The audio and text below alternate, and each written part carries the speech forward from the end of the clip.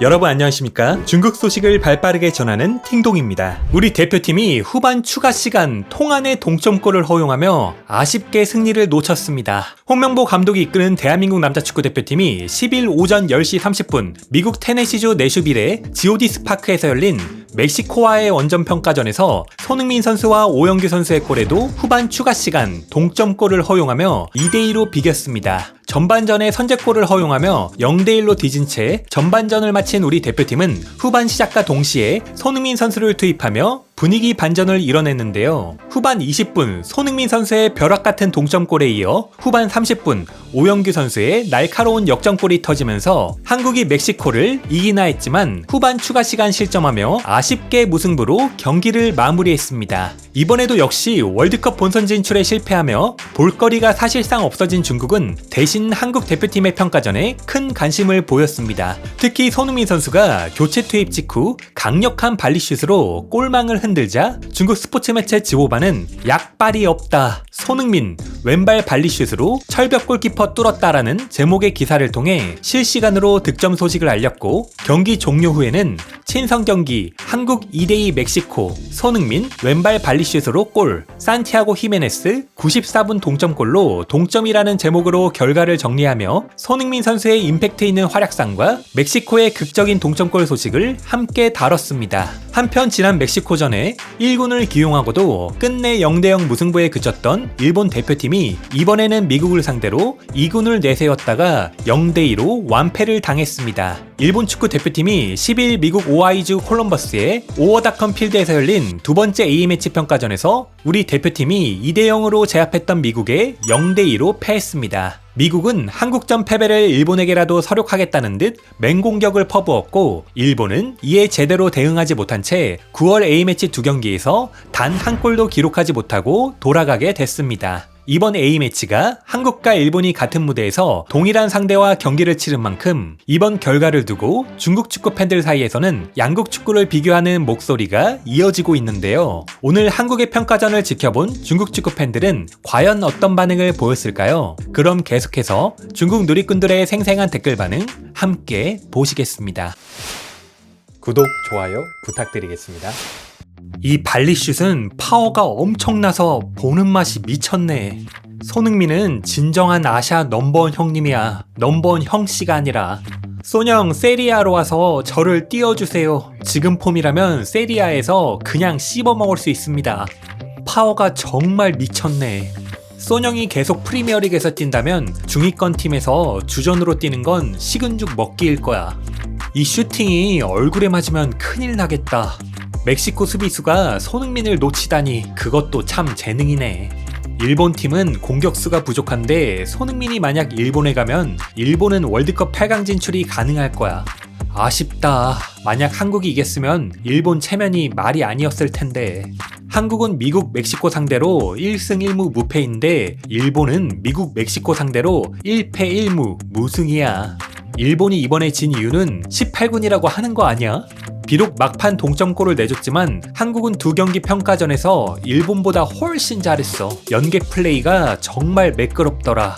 인정. 일본은 아직 해결해야 할 문제가 많고 이번에는 태그코의 활약이 훨씬 좋았어.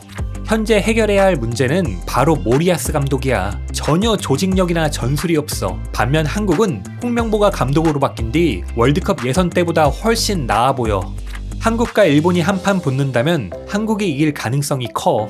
아는 사람은 다 알 거야. 한국이 스쿼드와 선수층에서는 일본보다 못해도 투지와 정신력이 너무 강해. 한국의 이 중축 라인, 손흥민, 이재성, 김민재, 조현우의 파워는 정말 대단해. 일본 팀에는 이런 중축 라인이 없어. 손흥민처럼 어떤 각도에서도 과감히 슛을 날릴 수 있는 그 최상급 슈팅 능력에서 나오는 자신감이 정말 너무 부럽다. 최정상 축구 스타잖아. 일반적인 축구 선수들은 높은 확률로 다 날아갈 거야. 비록 미국에 가서 말년을 보내고 있지만 여전히 독보적인 존재야. 한국팀은 홍명보로 감독이 바뀌고 나서 확실히 달라졌어. 황인범과 이재성이 빠진 중원임에도 불구하고 이런 공격력을 보여주다니. 게다가 옌스 또한 이번 경기에서 뛰어난 활약을 펼쳤어. 일본을 과대평가했고 한국을 과소평가했다. 경기 전 예상은 일본이 멕시코와 비기고 미국을 이긴다였고 한국은 멕시코에 지고 미국과 비길 거라고 했었지. 한국과 일본은 원래 대등한 수준이야. 일본이 프로 시스템을 도입한 뒤 한국을 상대로 더 많이 이긴 것도 있지만 그 차이가 크지 않아. 특히 일본은 손흥민 같은 슈퍼스타가 없어. 손흥민은 국대 136번째 경기를 맞이했고 53번째 골을 기록했어. 와, 네 말 듣고 보니 손흥민이 어느새 차범근과 국대 출전 경기수가 같아졌구나. 그리고 득점 차이도 5골까지 줄었어.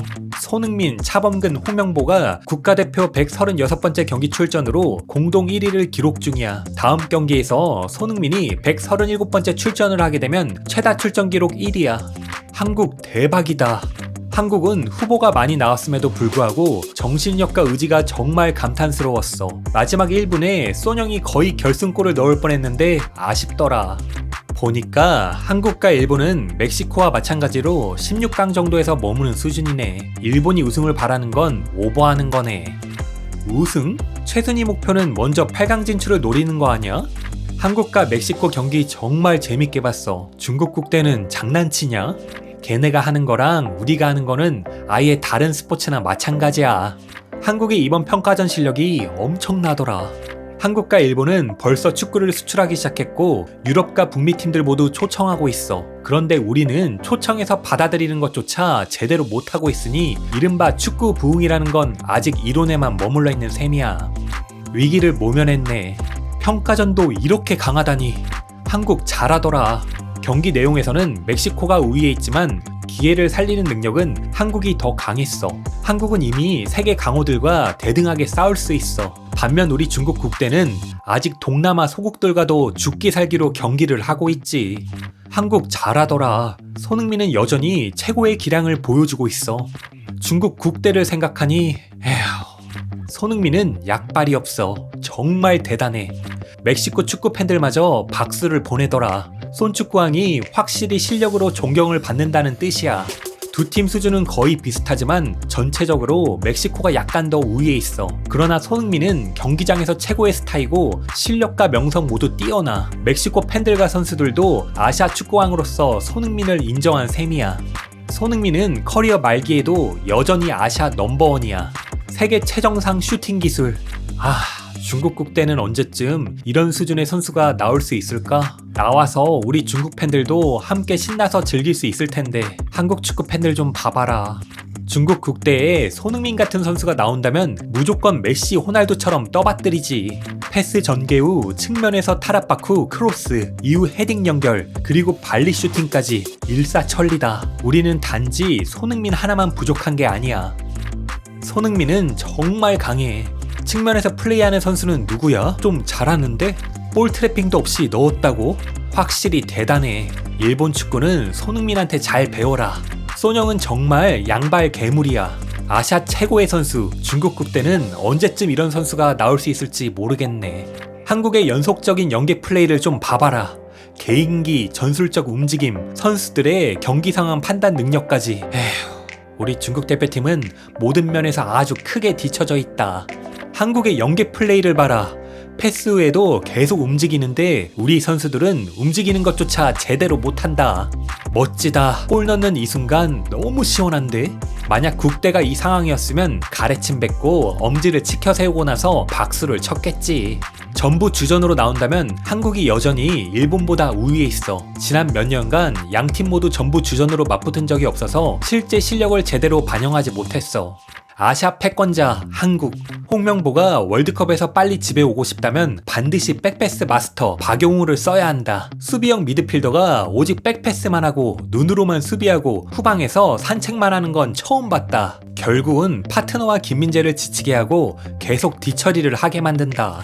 내 생각에는 한국과 일본은 막상 막하야. 일본은 결코 치켜세울 만큼 그렇게 대단하지가 않아. 한국을 크게 앞서는 것도 아니야. 독일 스페인을 이겼다고 늘 얘기하는데 한국도 독일 포르투갈을 이겼어. 그런데도 한국 팬들이 매일 월드컵 우승할 거라고 말하는 걸 본 적이 없어. 사실 한국은 아시아에서 최초로 월드컵 본선에서 디펜딩 챔피언을 꺾은 팀인데도 일본처럼 들뜨지도 않아.